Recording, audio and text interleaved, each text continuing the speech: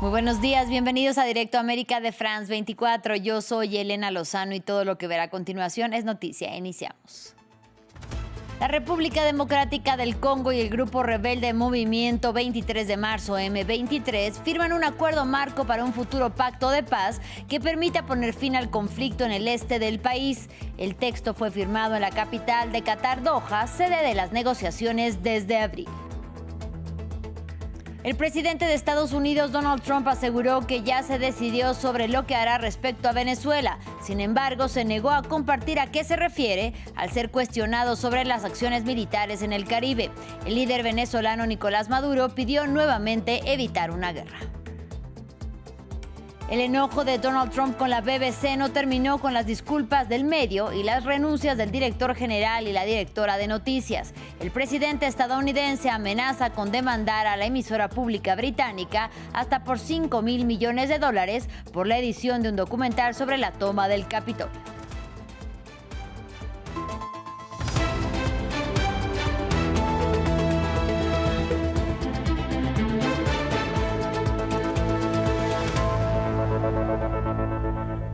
Iniciamos en Qatar, donde tras 7 meses de negociaciones, la República Democrática del Congo y el grupo rebelde Movimiento 23 de Marzo, M23, firmaron un acuerdo marco para un futuro pacto de paz que podría poner fin al conflicto en el este del país. Sin embargo, el texto no constituye un acuerdo de paz definitivo, sino que establece la metodología y el calendario de las próximas negociaciones. El grupo rebelde M23, apoyado por Ruanda, intensificó en enero su ofensiva en el este de la RDC y tomó el control de las ciudades de Goma y de Bukavu.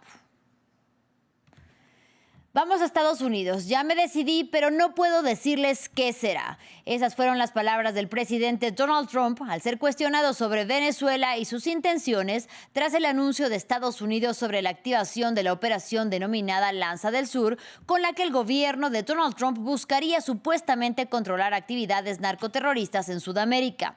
Por su parte, el mandatario venezolano Nicolás Maduro pidió a los estadounidenses detener la guerra. Más en el siguiente informe de Elmaría Angulo.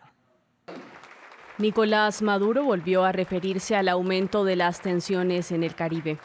En el acto de clausura de la reunión internacional de juristas en defensa del derecho internacional que se llevó a cabo en Caracas, el mandatario venezolano cuestionó el despliegue militar estadounidense en aguas cercanas a las costas de su país.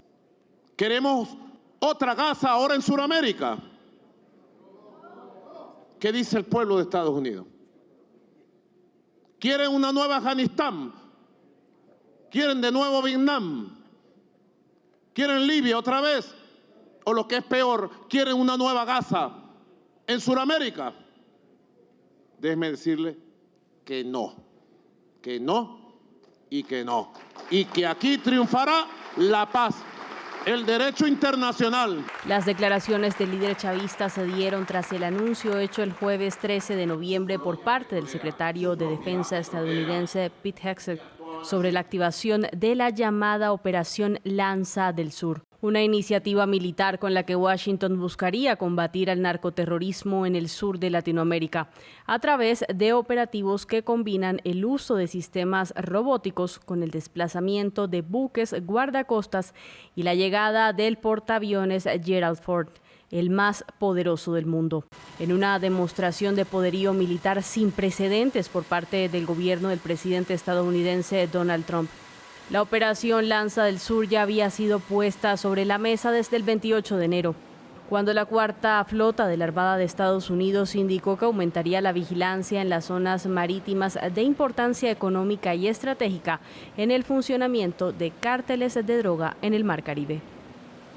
Continuamos en la Unión Americana. Donald Trump volvió a negar cualquier vínculo con Jeffrey Epstein, tras los más recientes señalamientos de sus vínculos con el delincuente sexual por la publicación de correos electrónicos. El presidente estadounidense intenta desviar el foco de atención sobre otras personas, ordenando así una investigación federal que incluye al exmandatario demócrata Bill Clinton, al exsecretario del Tesoro Larry Summers y al banco JP Morgan. Ampliamos a continuación. Se trata de una táctica ya muy usada. Frente a las revelaciones de los demócratas sobre Jeffrey Epstein que mencionan a Donald Trump, el presidente republicano contraataca y apunta a los demócratas. ¿Qué quería decir Jeffrey Epstein cuando dijo que usted sabía sobre las chicas? No sé nada al respecto. Si fuera así, ya se habría hecho público hace mucho tiempo. Lo que realmente me interesa es lo que quería decir cuando habló de pasar todo ese tiempo con Bill Clinton. El correo electrónico es uno de los miles de documentos publicados esta semana que revelan la ambigua relación entre el presidente estadounidense y Epstein. La respuesta de Donald Trump, señalar a sus adversarios políticos, en particular al expresidente Bill Clinton, Reid Hoffman, Larry Summers y al banco JP Morgan. La fiscal general Pam Bondi nombró a un fiscal encargado de investigar los supuestos vínculos de estas personas con el delincuente sexual. Trump también retiró su apoyo a una de sus antiguas aliadas, Marjorie Taylor Greene, calificándola de loca furiosa. La congresista lucha por que se haga justicia a las víctimas de Epstein. Hoy no entiende por qué el republicano se opone a la publicación de los documentos relacionados con este caso. He hablado con muchas de estas mujeres y ellas mismas dicen que Donald Trump no ha hecho nada malo. El fiscal ha dicho que Donald Trump fue el único que las ayudó. Soy muy honesta con ustedes. Es algo que no entiendo. Las víctimas siguen exigiendo la publicación de todos los expedientes de este caso. La próxima semana el Congreso votará para decidir si obliga o no al Departamento de Justicia a publicar los archivos. Y en otro orden de ideas, el enojo de Donald Trump con la BBC no terminó con las disculpas y la renuncia del director general y la directora de noticias. El presidente estadounidense amenazó con demandar a la emisora pública británica hasta por $5,000 millones por la edición de un documental que fue emitido en el programa Panorama sobre la toma del Capitolio del 6 de enero del 2021. En él pareciera que fue el republicano quien llamó directamente a sus seguidores a irrumpir en el recinto legislativo. Y para profundizar en el tema, vamos a Londres con nuestra corresponsal Luisa Pulido. Luisa, muy buena tarde para ti. Donald Trump afirmó que llamará al primer ministro del Reino Unido, Keir Starmer, este fin de semana. ¿Por qué? Buenas tardes. Por la gravedad de la situación que amenaza la supervivencia y el futuro de la BBC, una de las cadenas de noticias y de entretenimiento más prestigiosas del mundo y sin duda uno de los grandes íconos británicos.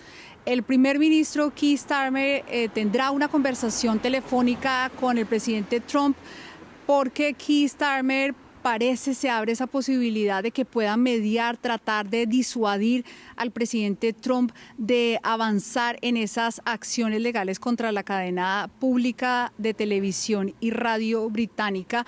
Keir Starmer es un gran defensor de la BBC y así lo ha hecho esta semana. Ha defendido su independencia y ha resaltado el rol importantísimo para la democracia de este país, la existencia de la cadena BBC. Pero el presidente Trump parece no estar contento y ha dicho que seguirá estas acciones legales en el viaje, en el vuelo en el Air Force One entre Washington y la Florida. Trump dijo que siente que tiene que avanzar legalmente contra la BBC para sentar un precedente para que este hecho no vuelva a pasar.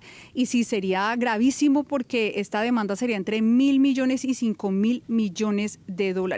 No hay certeza de que esas conversaciones, esa mediación del primer ministro Keir Starmer pueda tener frutos con un presidente Trump que sigue insistiendo en que la BBC es fake news, noticias falsas, pueda avanzar. Lo cierto es que esta crisis amenaza gravemente la continuidad, el futuro de la BBC, dado que la propia cadena reveló que en el 2024 recibió del impuesto que la financia unos $5,000 millones. Bien, Luisa, y ahora analicemos, por favor, la magnitud de este escándalo en el Reino Unido, pero también los debates que provoca sobre el papel de la BBC. Esta crisis es la más grande probablemente de la historia de la BBC, que ha reavivado nuevamente el debate sobre su neutralidad y sobre la financiación pública. Ustedes se preguntarán cómo se financia la cadena BBC. Pues a través de un impuesto que paga cada casa en este país, un impuesto que no es necesariamente por el contenido de la BBC, sino por el simple hecho de poder tener la licencia para poder prender el televisor en cada casa del Reino Unido. Sin embargo, los detractores de la BBC BBC ha reavivado este debate diciendo que en una coyuntura de crisis económica nacional y en la que probablemente en las próximas semanas el gobierno anunciará una subida de impuestos, no se justifica seguir pagando el impuesto de la BBC por varias razones, entre ellas por lo que considera una información sesgada, porque ya no representa los valores británicos, pero además porque este impuesto puede seguir aumentando y además en una coyuntura en que el streaming se impone en el mundo. También este debate se está complicando porque, como les digo, en los próximos años es probable que el impuesto que se paga ahora de unos $230 al año pueda subir a $237 al año. Los analistas, sin embargo, dicen que está muy bien que la BBC haga un mea culpa, un autoanálisis, pero para el futuro, para su supervivencia, debe seguir haciéndolo, debe seguir promoviendo la pluralidad de contenidos, sobre todo en temas controversiales que pusieron como ejemplo el memorando filtrado sobre los posibles sesgos de la BBC sobre asuntos controversiales sobre la guerra en Gaza y las noticias de género. Dicen los expertos que es hora de que la BBC continúe haciendo énfasis en cómo cubre los asuntos más complejos, pero también lo que se teme es que la BBC probablemente será más precavida, habrá autocensura de parte de sus contenidos, pero sobre todo lo que más complica el futuro de la BBC, por supuesto, es esta amenaza del presidente de los Estados Unidos, estas amenazas legales.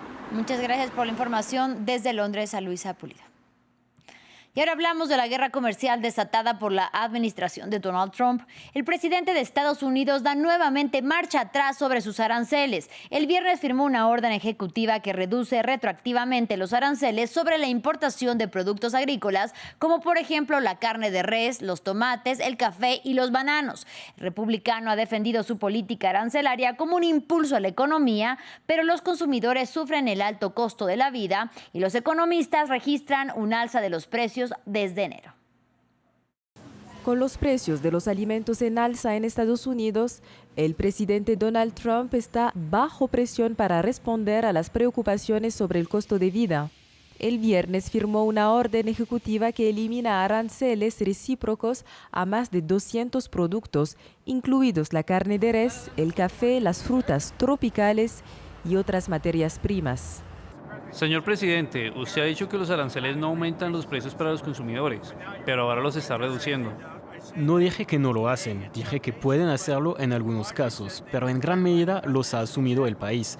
Por ejemplo, tenemos prácticamente cero inflación y aún así hemos recaudado cientos de miles de millones de dólares. Pero los datos contradicen sus declaraciones. La inflación en Estados Unidos subió al 3%. A finales de septiembre, el nivel más alto desde enero, cuando asumió el cargo. Los precios del banano aumentaron casi un 7%, la carne molida cerca de un 13% y el café un 19%. Los aranceles son el eje de la agenda económica de Trump, presentada como una forma de impulsar la producción nacional. Pero el congresista demócrata Don Beyer dijo el viernes que han dañado a las empresas y a la economía. El presidente Trump finalmente está admitiendo lo que siempre supimos. Sus aranceles están encareciendo la vida de los estadounidenses. Los republicanos sufrieron derrotas en recientes elecciones estatales y locales, donde el costo de vida fue clave para muchos votantes. A bordo del Air Force One, Trump reiteró el viernes que está considerando dar $2,000 a trabajadores de ingresos bajos y medios financiando con los aranceles, una medida que algunos economistas consideran un intento de distraer de la creciente presión del costo de vida. Finalizamos en Argentina. Al menos 22 personas resultaron heridas a causa de una fuerte explosión que generó una onda expansiva y un incendio masivo en una zona industrial que alberga varias plantas químicas. Ocurrió en el municipio de Ezeiza, a unos 40 kilómetros de la capital Buenos Aires. Frente a la magnitud del suceso, la provincia activó el código rojo en hospitales y emitió una serie de recomendaciones urgentes para proteger a la población no solo de las llamas, sino del humo con sustancias tóxicas. Así llegamos al final de este espacio informativo. Gracias por su compañía y hasta la próxima.